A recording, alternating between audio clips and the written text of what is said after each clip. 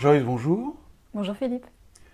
Alors aujourd'hui, Joyce, tu as choisi de nous parler des signes qui nous indiquent que nous avons un déséquilibre des doshas. C'est bien ça? Oui, tout à fait. Donc quels sont ces signes?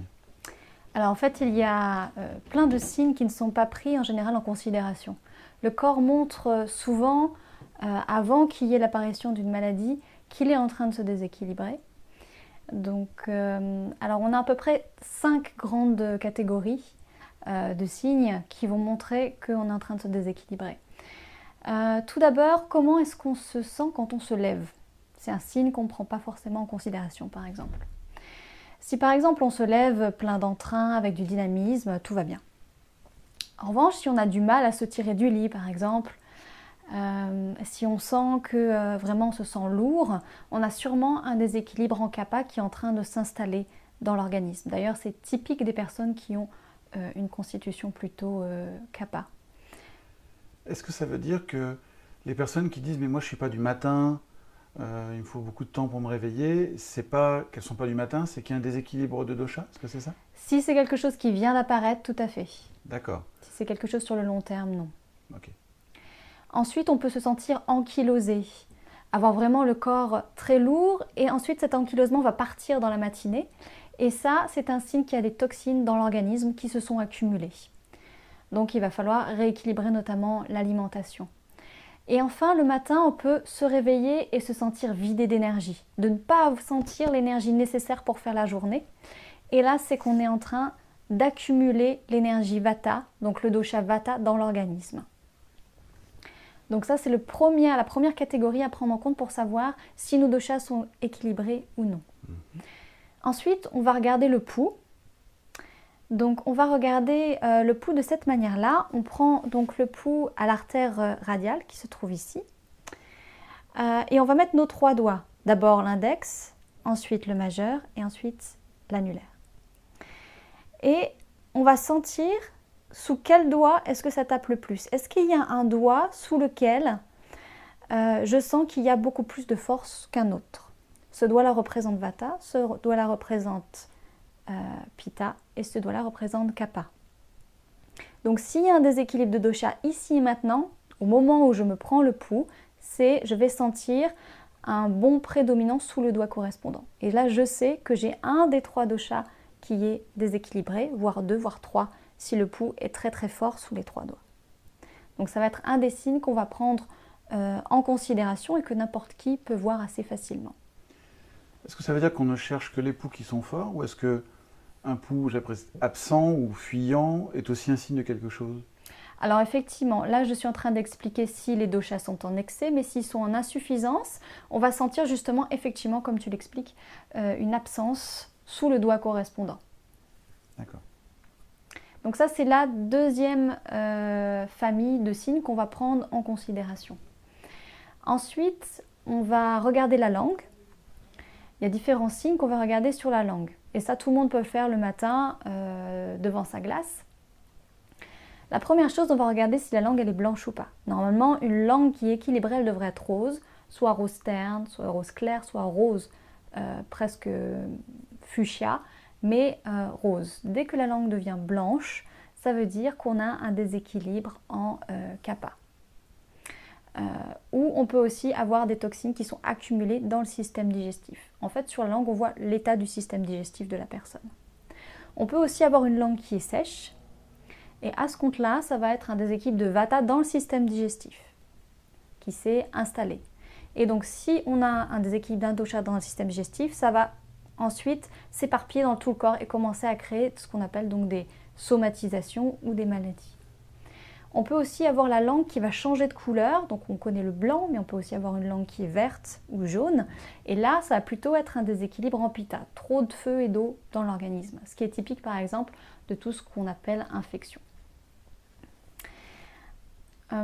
Et enfin, lorsque vous tirez la langue et vous avez pas mal de mousse, là effectivement c'est encore une fois des toxines qui sont dans le corps et qui sont éparpillées dans l'ensemble du corps. Quand tu parles de couleur, est-ce que c'est la langue elle-même qui est de cette couleur-là ou est-ce que c'est une sorte de dépôt ou de mucus qui est de cette couleur-là sur la langue? C'est un dépôt sur la langue, tu fais bien de préciser. En fait, on va avoir la langue qui va rester donc rose en dessous et on va avoir sur l'ensemble de la langue une espèce de cartographie. Certaines zones vont être plus rouges, d'autres plus blanches, etc. Le bout de la langue représente toute la partie supérieure du torse, donc ça représente les poumons, le cœur. Donc quand on regarde le début de la langue, le premier tiers. Le deuxième tiers représente les intestins, l'intestin grêle, l'estomac. Et enfin, le troisième, en arrière-bouche, on voit tout le côlon, le système gynécologique et le système urinaire. Et ça nous permet de voir où est placé le déséquilibre de dosha. Et ça, une fois qu'on sait, tout le monde peut voir, ok, j'ai un déséquilibre de tel dosha dans telle partie du corps. Donc ça, c'est la 4e grande famille de signes de déséquilibre. Et enfin, on va regarder tout l'appétit de la personne et comment fonctionne son système digestif. Une personne qui n'a pas faim avant de manger, notamment quand c'est toute la journée, ce n'est pas normal. C'est qu'il y a un déséquilibre de l'élément feu dans l'organisme qu'il va falloir réactiver. Aussi, par rapport à l'appétit, lorsqu'une personne vient de terminer son repas et qu'elle a envie de dormir après manger, ça veut dire qu'il y a aussi une insuffisance de l'élément feu. Ce n'est pas normal d'avoir envie de dormir après manger. C'est qu'il y a un manque d'énergie et un manque d'énergie de l'élément feu pour transformer le repas. Donc on va regarder donc l'état de l'appétit. Ensuite, on regarde aussi l'état des selles et de l'urine. Normalement, une personne doit aller à la selle tous les jours, sinon c'est un début pour nous de constipation. Et ça veut dire que l'énergie vata ou le dosha vata est en train de s'aggraver dans le côlon.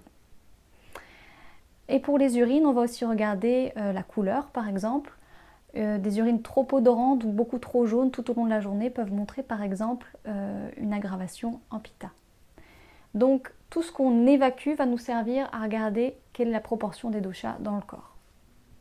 Dès qu'il y a un changement de couleur, par exemple, il faut y prêter attention. Tu parles de la langue, tu parles du pouls.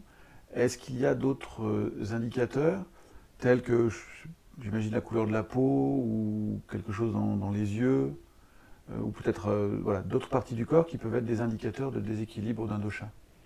Alors tout à fait, en fait, tout le corps peut servir pour nous indiquer qu'il y a des déséquilibres de dosha. Donc c'est pour ça que j'ai fait des grandes familles, pour que ce soit plus simple pour les personnes qui veulent s'auto-checker. Par exemple, la couleur de la peau, une couleur de peau jaunâtre montre que le foie est très actif chez la personne, ce qui est le cas souvent des personnes pitta, mais aussi quand on a des équilibres en pitta. À l'inverse, un teint qui est terne, qui est sombre, va plutôt montrer un déséquilibre en vata, par exemple. Donc effectivement, on regarde la couleur de la peau. Et dans les yeux, on peut voir par exemple une carence en fer, si on regarde à l'intérieur de l'œil. On peut voir aussi sur la cornée s'il y a des aggravations des 3 doshas par rapport à la couleur, est-ce qu'on a du noir, est-ce qu'on a du jaune, etc. Donc tous les endroits du corps peuvent servir effectivement pour voir des déséquilibres de dosha. Sur les 2 points que je souhaiterais encore citer qui sont intéressants, c'est par exemple les gargouillements qu'on a. Souvent, il y a des gens même presque qui sont gênés d'avoir le ventre qui gargouille. Et on pense que c'est normal. Et pour nous, en Ayurveda, c'est déjà un signe de déséquilibre. Ça veut dire qu'il y a trop d'éléments air et éther dans le système digestif. Que le gargouillement soit avant ou après le repas, c'est la même chose? Tout à fait. Pour nous, en Ayurveda, ça ne signifie pas que la personne a faim. Ce n'est pas forcément lié à la faim. Ça veut dire simplement que Vata est en train d'augmenter dans le système digestif. Et également, bien sûr, si c'est suivi de ballonnement, de gaz, ça montre encore plus que Vata est très fortement aggravé et risque donc de s'éparpiller dans le corps et de provoquer différents déséquilibres de Vata par la suite. Et enfin, c'est un signe qui concerne surtout les femmes, ou même que les femmes, je dirais. C'est aussi quelque chose qu'on considère comme normal, c'est la présence de pertes blanches chez la femme. La présence de pertes blanches est considérée souvent dans notre médecine moderne comme quelque chose de normal, mais pas pour nous en Ayurveda. Lorsque c'est récurrent, ça montre qu'il y a souvent que le corps est surnourri ou qu'il y a un problème au niveau du métabolisme et qu'il y a notamment trop de kapha dans l'organisme, ce qu'il va falloir donc équilibrer. Donc voilà pour les signes qu'une personne peut regarder les uns après les autres pour voir si effectivement l'ensemble des systèmes et si les 3 doshas sont équilibrés chez elle. Joyce, merci pour toutes ces indications concernant les déséquilibres des doshas. Merci à toi. Au revoir. Au revoir.